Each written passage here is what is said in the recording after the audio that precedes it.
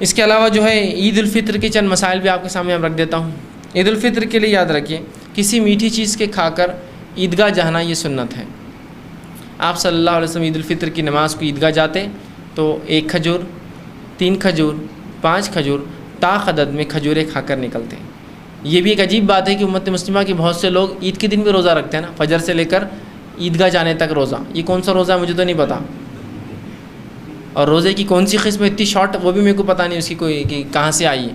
عیدگاہ جاتے بولے وہاں جا کے روزہ، جبکہ رسول اللہ صلی اللہ علیہ وسلم عید کی نماز کو جانے سے پہلے میٹھا کھجور کھا کر جاتے، اور آپ عید کی نماز عموماً جو اشراق کے فوراً بعد پڑھا دیتے، مطلب فجر ہوتی گھر آیا کھایا اور گئے، اشراق مطلب سورج نکلا اور نماز ہوئی بالکل، جیسا کہ آج بھی حرمین میں اور گلف جو خلیجی ممالک میں ہوتا ہے فوراً، بلکہ فجر کی نماز کے 20 منٹ بعد عید کی نماز کھڑی ہو جاتی ہے۔ بس اسی طرح اندازہ لگائیے آپ کائی کا روزہ، یہاں 8-9 بجے نماز ہو رہی تو بولے روزہ رہنا، اور پھر رکھتے ہیں، پھر وہ روزے کو کھولتے ہیں شرخر میں سے، یہ کیا ہے؟ آپ سنت یہ کہ کھجور سے وہ کیجئے۔ تو عید الفطر کو کچھ کھا کر جانا سنت ہے، عید الاضحیٰ کو آ کر کھانا سنت ہے، ٹھیک؟ اور عید الفطر کو میٹھا مطلب کچھ نہ کچھ کھا کے جانا سنت ہے، عید الاضحیٰ میں آ کر جو جانور ذبح کرے اسی کی کلیجی بناتے ہیں اللہ کے رسول اور کھاتے، تو یہ سنت ہے۔ کوشش کیجیے یہ چیزوں پہ عمل ہم کریں، تو کچھ کھا کر جانا، اور عید کے دن کو روزہ نہیں ہوتا، یہ حرام دین ہے روزے کے اعتبار سے۔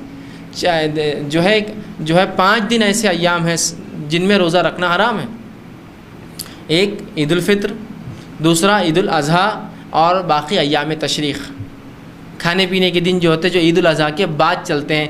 10 عید الاضحیٰ 10 جو ہے تاریخ جو ہوتی ہے عید کی، عید الاضحیٰ جس کو ہم کہتے ہیں، تو یہ تو ہوا ذی الحجہ کے مہینے کی عید کا دن، اس کے بعد 11 ذی الحجہ، 12 ذی الحجہ اور 13 ذی الحجہ، یہ ایام تشریق ہے، کھانے پینے کے دن ہے، تو یہ 4 دن ایک ساتھ آتے ہیں، اور عید الفطر 5، یہ 5 دن روزہ رکھنا حرام ہے، یاد رکھیے۔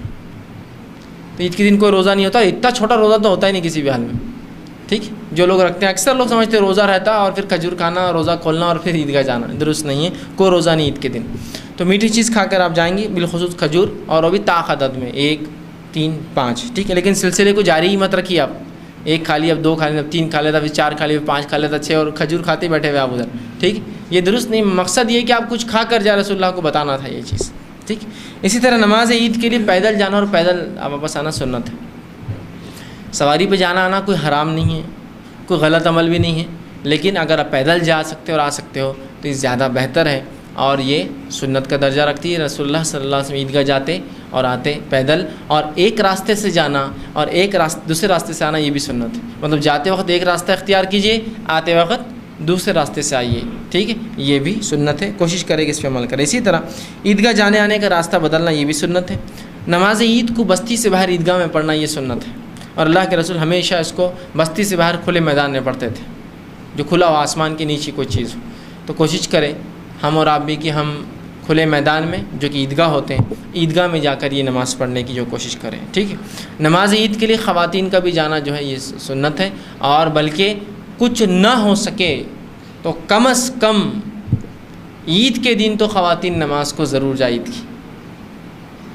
عید کے، اس لیے کہ یہ اجتماع شہر کے لیول پر اجتماع ہوتا ہے، تو کم از کم عید کے دن جائیں۔ اور نبی اکرم صلی اللہ علیہ وسلم فرماتے ہیں، حدیث میں یہ الفاظ ہیں، حضرت ام عطیہ رضی اللہ عنہا یہ فرماتی ہیں، سے روایت ہے کہ رسول اللہ صلی اللہ علیہ وسلم ہمیں حکم دیا، کیا حکم دیا؟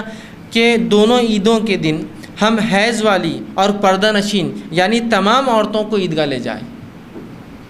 آپ انداز لگائیے نبی اکرم صلی اللہ علیہ وسلم کیا حکم دے رہے، اس حکم کی حد دیکھیے کہ وہ فرما رہی کہ رسول اللہ حکم دیتے تھے عیدگاہ، عید کی نماز کے لیے تمام عورتیں عیدگاہ جائے، حتیٰ کہ پردہ نشین مطلب بڑی عورتیں، بالغ عورتیں، اور چھوٹی جو پردہ نہیں کرتی وہ بھی، اور حیض والی عورتیں بھی جائیں۔ دیکھیے اندازہ لگائی، حیض والی عورت نماز نہیں پڑھ سکتی، ہم جانتے ہیں، لیکن عیدگاہ مسجد نہیں ہوتی، اس لیے وہ آ سکتی ہے اس کے اندر۔ مسجد میں ایسی عورت نہیں جائیں گی، لیکن عیدگاہ آ سکتی، عیدگاہ مسجد نہیں ہوتی ہے، ٹھیک؟ حیض والی عورتوں کو بھی حکم دیتے کہ وہ مسجد جائے، عیدگاہ جائے، عیدگاہ انہیں لائے تاکہ وہ مسلمانوں کے ساتھ نماز اور دعاؤں میں شرکت کریں۔ جو غیر حیض والی عورتیں ہوں گی وہ نماز پڑھیں گی، اور حیض والی عورتیں دعاؤں میں شرکت کریں گی جب امام خطیب جو ہے خطبے کے اندر دعا کریں گے۔ بات سمجھ میں آ رہی؟ کتنی تاکیدی حکم ہے یہ کہ رسول اللہ ہمیں حکم دیا کرتے کہ تمام عورتوں کو، حیض والی، بغیر حیض والی، مطلب جو پاک ہے جو ہے سب کو لے جائے۔ کہاں لے جائے؟ عیدگاہ، کم از کم کچھ نہیں تو عیدگاہ تو کم از کم سال میں ایک بار عورت آئے اور مسلمانوں کے اجتماع میں شامل ہو۔ اور امام کی دعاؤں میں شرکت کرے، یہ ضروری ہے، یاد رکھیں۔ لیکن یہ سنت کو ہم نے بھلا دیا۔ آج عیدگاہوں میں سب سے پہلے تو کوئی نظم نہیں ہے، نہیں بے پردہ کیوں، یہ ہوں گی فلاں ہوں گی۔ دیکھیے شریعت نے جب حکم دے دیا، نظم کرنا آپ کا کام ہے، نظم کرنا۔ ہم سے اگر کوئی چیز نہیں ہوئی تو شریعت پہ الزام مت لگائیے۔ یہ بات بالکل درست ہے کہ ایک عورت کے لیے افضل ہے کہ اپنے گھر پہ نماز پڑھے، لیکن یہاں تاکیدی حکم رسول اللہ دے رہے، نکالا کرو، لاؤ ان کو مسجد میں، عیدگاہ کے اندر لایا کرو عید کے دن۔ حتیٰ کہ جو پردہ نشین ہیں عورتیں جن پہ نماز فرض ہے، اور وہ عورتیں جو حیض والی، ان کو بھی لاؤ۔ یہ لوگ الگ بیٹھیں گی یہ عورتیں، اور امام کی دعاؤں میں شامل ہوں گی جب خطیب دعائیں کریں گے، اور باقی عورتیں نماز پڑھیں گی۔ پتہ چلا کہ عورتوں کو بھی چاہیے کہ عیدگاہ جائیں۔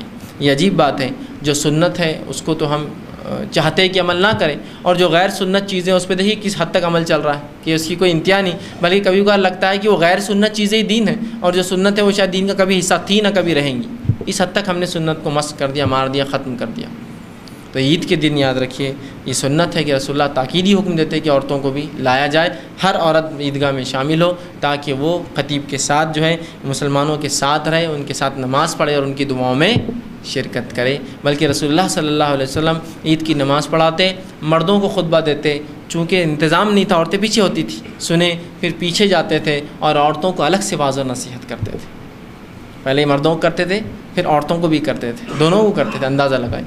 اس سے پتہ چلا اگر خطیب انتظام نہیں ہے مائک کا تب بھی وہ بلا سکتا ہے، اور الگ سے ادھر ایک خطبہ دیں گا، ادھر ایک خطبہ دیں گا ان کے لیے، ٹھیک ہے۔ تو یہ بڑی اہمیت ہے اس کی، ٹھیک ہے۔ اسی طرح عید کی نماز کے لیے کوئی اذان نہیں ہے، کوئی اقامت نہیں ہے، اس سے پہلے کوئی سنت نہیں ہے، اس کے بعد بھی کوئی سنت نہیں ہے، ٹھیک ہے۔ اسی طرح جو ہے عید کی نماز کے بعد خطبہ دینا جو ہے مسنون ہے، پہلے نماز پڑھی جائیں گی، بعد میں خطبہ ہوگا، یہ مسنون ہے۔ لیکن یہ سنت بھی آج ہم نے چھوڑ دی، خطبہ پہلے ہوتا ہے، عید کی نماز بعد میں ہوتی ہے نا۔ خطبہ بلکہ بعد میں بھی ہوتا ہے اور پہلے بھی ہوتا ہے۔ عید کی نماز سے پہلے خطبہ چالو ہو جاتا ہے، 1-1 گھنٹہ چلتا ہے، اس کے بعد عید کی نماز ہوتی ہے، اور پھر ایک عربی خطبہ ہوتا ہے جو اوپر ہوتا ہے، ٹھیک ہے۔ اور اس کے لیے بھی ممبر بنا دیا، اس پہ چڑھ کر دیتے ہیں، درست نہیں ہے۔ بغیر ممبر کے آپ رہیں گے، اس لیے کہ مسجد نہیں ہوں گی، وہ کھلا میدان ہوگا جہاں کچھ نہیں ہوگا اور آپ نیچے کھڑے رہ کر بات کریں گے، بہرحال، ٹھیک۔ تو یہاں جو ہے بعد میں جو ہونا چاہیے اس کے لیے، ٹھیک ہے۔ تو یہ چند باتیں بہرحال عید کے تعلق سے تھی۔ عید کے تعلق سے یہ بات بہت ہوتی ہے کہ اس کے نماز کا طریقہ چونکہ عام نمازوں سے تکبیر کے اعتبار سے مختلف ہے، تو عورتیں بڑے کنفیوز آتی کہ وہ تکبیرات کا ہم کو نہیں سمجھ آ رہا کیسے کرنا۔ تو جس کو دیکھیے نہیں سمجھ میں آ رہی بات، تکبیرات سنت ہے، اگر نہ بھی دی جائے وہ زائد تکبیرات تو نماز ہو جاتی ہے۔ 2 رکعت آپ گھر میں نفل نماز جیسی پڑھتے ہیں بس پڑھ لیں، نماز ہوگی۔ عورتوں کی کنفیوز ہو جاتی ہے عورتیں، کتنے وہ کرنا، وہ ہاتھ بھول جا رہی میں کتنی بار اٹھانا، وہ 7 بار یاد نہیں رہنا، وہ 5 بار بات کا یاد نہیں رہنا، 12 تکبیریں زائد ہوتی ہے عید کی نماز میں، اب وہ بھول جا رہے 7 کیسی کرنا اور کب کرنا، اور 12 سمپل ہے، یہ سنت ہے، چھوڑ دیجئے تکبیرات کو۔ 2 رکعت جیسی آپ نفل نماز پڑھتے پڑھ لیجیے، عید کی نماز ہو گئی، ٹھیک ہے، اتنا آسان ہے۔